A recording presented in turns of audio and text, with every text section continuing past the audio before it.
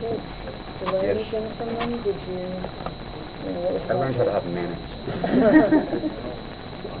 I learned not to curse so much. Georgie has a curse box. Curse box. You have to put a dollar in every time you curse, although that sort of... I think it was sort of not as it was enforced as it was in the first one. I'm sorry. But no, they're a great group. It's always interesting to go into, because not only the actors, but the crew, also a lot of the people that worked on the crew had worked on the first one, and it's entering into a family, you know, but everybody welcomes you with open arms. Myself and Ben and a few of the other, well, actually all the other actors, except for the guys in the Centaur outfits.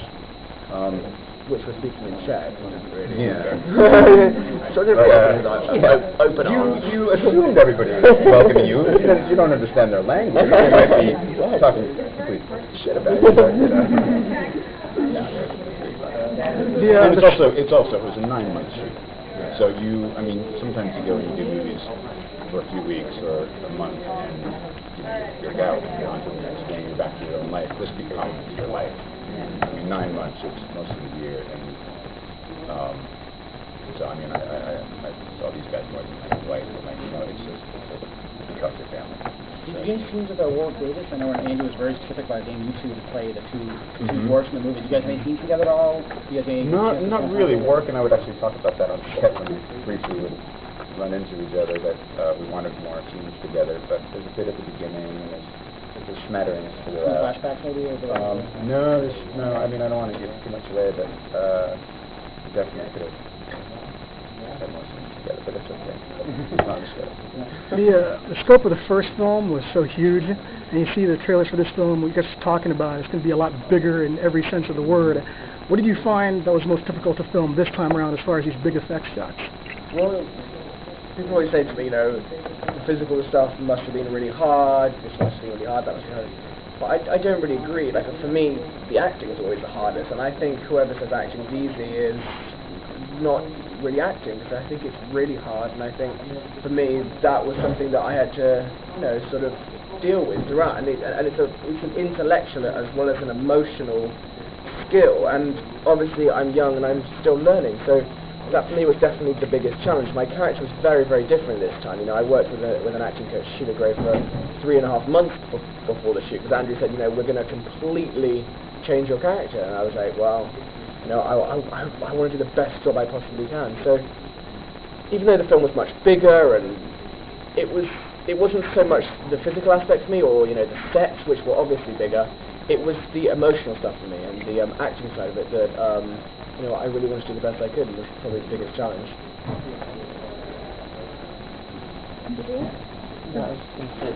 So this movie, for me, the iconic thing is the wardrobe, because I only read The Lion, the Witch, and the Wardrobe. Do they ever worry about getting too far away from that?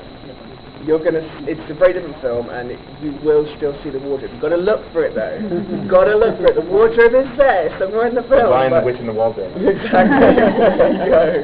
It's stripes. No. Quote me on that one. Top of my head. But do they want to keep continuity for the series going forward? Well, it's a different film. This one's called Prince Caspian, so essentially it's about Prince Caspian. Last one it was called The Lion, the Witch, and the Wardrobe, so there was a lion, a witch, and a wardrobe. Right. However... Trumpkin. Right, exactly. Trumpkin rules the world. That might not be a good title. Exactly. So I think, even though the old elements are still there, which is essentially the core of the film, this is a completely different film, and I think you're going to be surprised at how, I think it's going to be a lot better, actually. I honestly say that. Do you feel bad that it's the last film, obviously, because of the Well, it could be the last film, it could not. You never really know. So, rewrite C.S. Lewis. Well, I would be in the last battle if I was going to do it. So, we'll see.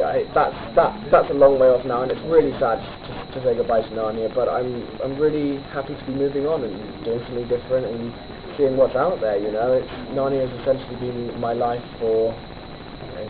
Well, I started auditioning when I was 15, so it's been my life for like 5-6 years. Was it tough tonally?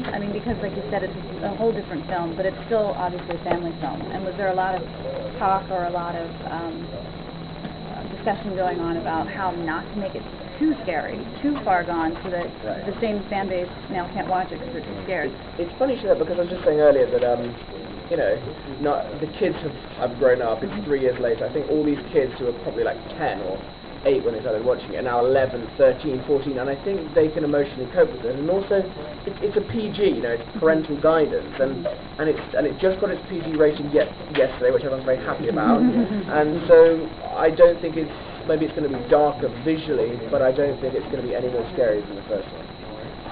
Obviously, as filmmakers, your first responsibility is to make a great film. We take that for granted. Can you talk at all about your responsibility to the books and to the fan base of the books, and what stands out to you in the books that was important to you to bring to the films? I think with being an actor myself, that's sort of I love the book, but I just have to, the adaptation that Andrew Adamson and other writers did is my blueprint, my guideline. I actually think, I mean, this is probably outside of what we're talking about, I actually think the greatest film adaptations of books are very different from the books. It's sort of its own entity. I think when things are maybe sometimes too faithful to the books, it's sort of like, well, why even make the movie? Why don't you just go read the book? But what I like about this is they do sort of tweak things here and there and change things around a little bit. You know, I think they expanded my character. Maybe I'm speaking because they expanded my character quite a bit for the movie. Your typical was bored by me. And we're back. Back in the room. So yeah, so it's sort of hard for the actor to be, I think they can do, and the creators more their responsibility on it. But so I guess I don't know if that answers the question. It's hard to think outside the box in terms of stuff like that when you're in it. You know? Did you encounter anything in reading the book about the character that you said, I want to bring this to the screen? Everything that I gleaned from that they brought already to the screen. So I was really happy with that. One more question. There's a lot of rough and tumble in the trailer. Yeah. So I have to ask about the training and the fighting. It looks like it's a lot more intense. Yeah. Well, as I was saying on my, because there's 2 things personally me in this film. One's the emotional side of the film, one's the physical side of the film.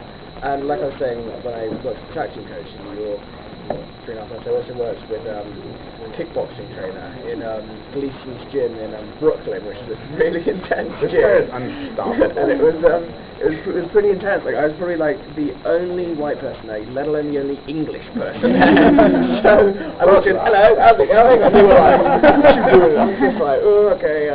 So I just had to like, you know, keep my head down and just do my workouts with the trainer.